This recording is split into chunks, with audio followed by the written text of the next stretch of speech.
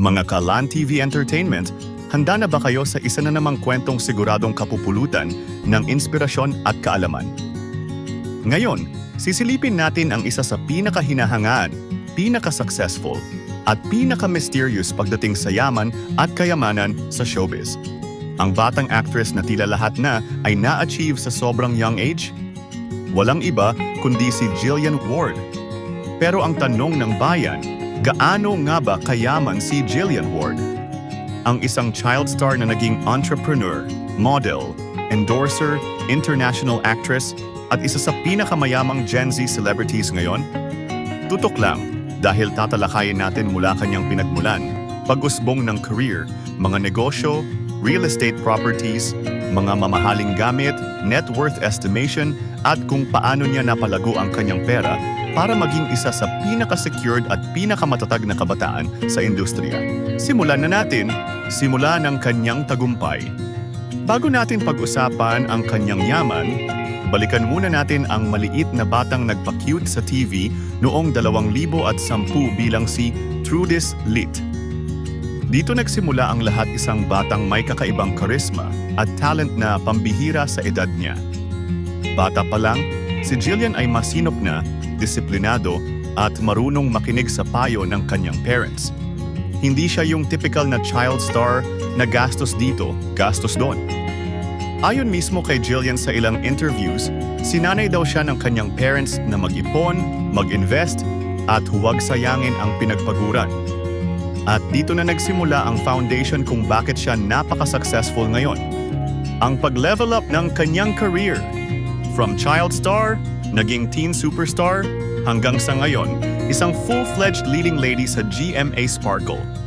Ilang achievements. Star ng maraming top-rating teleserye. Lead actress sa Kapuso shows. Endorser ng higanting brands. Internationally recognized young star. Isa sa pinaka-active influencers sa social media. Dito pumapasok ang malaking income ni Jillian. Dahil sa dami ng TV projects, endorsements, at online campaigns, si Jillian ay hindi lang basta sikat, ay isa siya sa pinaka-in-demand na actress ng generasyon niya. And kapag ikaw ay in-demand, ibig sabihin malaki ang talent fee. Magkano nga ba ang talent fee ni Jillian Ward? Siyempre, hindi ipinapahayag sa publiko ang exact numbers. Pero base sa industry standards at sa status ni Jillian, ganito ang estimation. TV series, 150,000 piso, 300,000 piso per taping day, depende sa role, duration, at contract. Endorsements, 3 million pesos, 12 million pesos per brand deal, depende kung TVC billboard, social media package. Social media sponsorships, 300,000 pesos, 800,000 pesos per post, Instagram, TikTok, Facebook. Appearances, guestings. Events, 100,000 pesos, 400,000 pesos per event. Imagine mo to. Kung meron siyang 6 hanggang 10 active endorsements at ilang ongoing teleseries sa isang taon, kayang abutin ang kanyang annual income ng 30 milyong piso o higit pa. Ang kanyang mga negosyo, the real game changer. Hindi lang acting ang source of income ni Jillian. Naging kilala rin siya bilang isang young entrepreneur. Beautiful Kitchen by Jillian Ward, isang food and beverage business na patok sa Gen Z at millennials. Kumita ng malaki dahil sa marketing power niya. Jillian Ward's beauty line, future ventures. Meron ng rumors at teasers na papasok pa siya sa beauty and wellness market, isang industriya na sobrang lupet ang kita. Real estate investing. Ito ang isa sa dahilan ng kanyang pagyaman. Hindi lahat ng artista marunong mag-aura sa property. Pero si Jillian, real estate investor at young age pa lang. Asset-based wealth. Meaning, hindi mabilis maubos.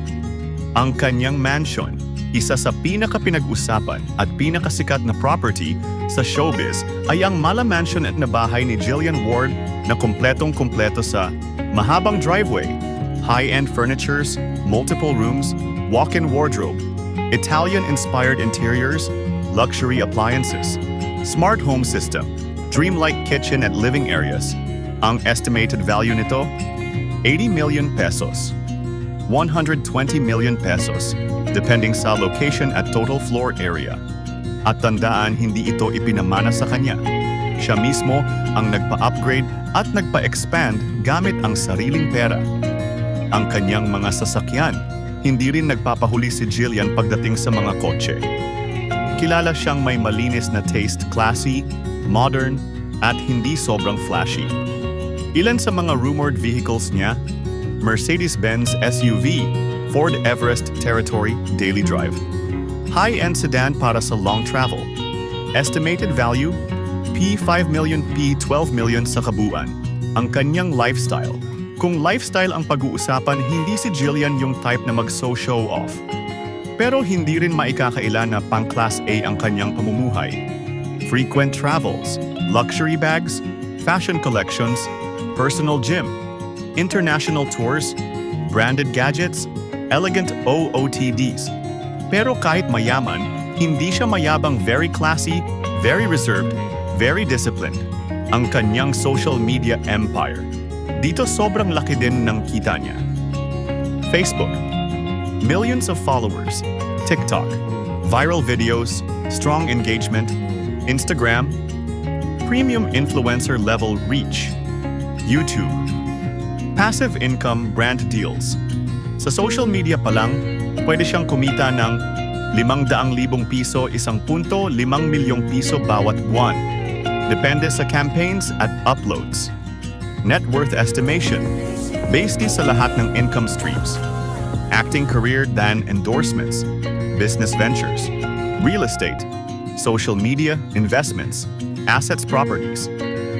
Ang estimated net worth ngayon ni Jillian Ward ay 250 milyong piso, 400 milyong piso, possibly higher.